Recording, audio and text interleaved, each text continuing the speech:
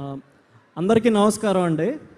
వేదిక మీద ఉన్నటువంటి మా అధ్యక్షుల వారు పవన్ కళ్యాణ్ గారికి, మిగతా పెద్దలందరికీ కూడా నమస్కారం. యాక్చువల్గా ఈ మీటింగ్ ఇది జనసేన మీటింగ్. ఎలాంటి సేన అంటే అసాధ్యాలను కూడా సుసాధ్యం చేసేటటువంటి సేన. ఏ అసాధ్యాలను సుసాధ్యం చేసింది ఈ సేన అంటే, మీరు కొన్ని సంవత్సరాల క్రితం ఎవరి దగ్గరికైనా వెళ్తే మీ పార్టీ ఎక్కడుంది రాయలసీమలో అని అడిగేవాళ్ళు. ఈరోజు రాయలసీమలో అత్యధికమైనటువంటి మెజారిటీ వచ్చిన కాన్స్టిట్యువెన్సీ ఏదయ్యా అంటే పులివెందులు కాదు, తిరుపతి జనసేన పార్టీ సాధించింది అది. అదే మాదిరిగా ఈరోజు మనం సౌత్ నియోజకవర్గంలో ఉన్నాం, విశాఖపట్నంలో. ఈ రాష్ట్రంలోనే అత్యధిక ఓట్ షేర్ శాతం సంపాదించినటువంటి నియోజకవర్గం ఏదైనా ఉందంటే అది మన విశాఖ సౌత్ నియోజకవర్గం. ఇటువంటి అసాధ్యాలను సుసాధ్యం చేసినటువంటి సేన జనసేన.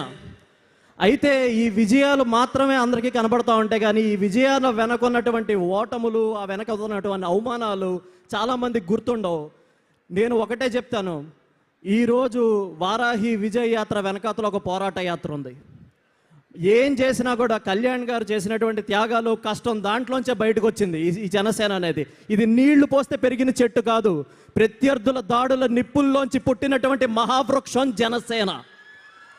అటువంటి జనసేన పార్టీ, నిస్వార్థమైన నాయకుడు, ఒక పొలిటికల్ విల్ ఉండి, ఒక మనిషికి ఒక స్ట్రాంగ్ విల్ ఉంటే అధికారంతోనే అన్నీ కాదు, అధికారం లేకపోయినా కూడా నేను ప్రజల కోసం నేను సేవ చేయగలను అనుకున్నటువంటి నాయకుడు పవన్ కళ్యాణ్ గారు.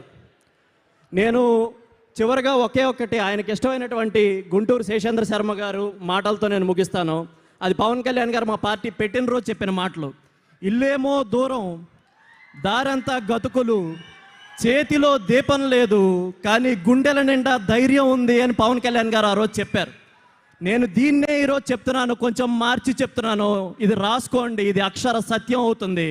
సగం దూరం ఆల్రెడీ వచ్చాం, దారిలో ఉన్న గతుకులన్నీ పూడ్చాం, మన గుండెల్లో ఉన్న ధైర్యాన్నే కాగడాగా చేసుకొని ఆ వెలుగులో ప్రయాణం చేసి ఆ శిఖరాగ్రానికి మనం చేరుకోలేమా? చేరుకుంటామా లేదా? అదే స్పిరిట్, అదే శక్తి, ఆ మోటివేషన్ కోసమే ఈరోజు సేనతో సేనాని అంటే ఇది మామూలు సేన కాదు, ఇది జనసేన. మనం పడిన కష్టాలకు ఈరోజు ప్రతిఫలం దక్కింది.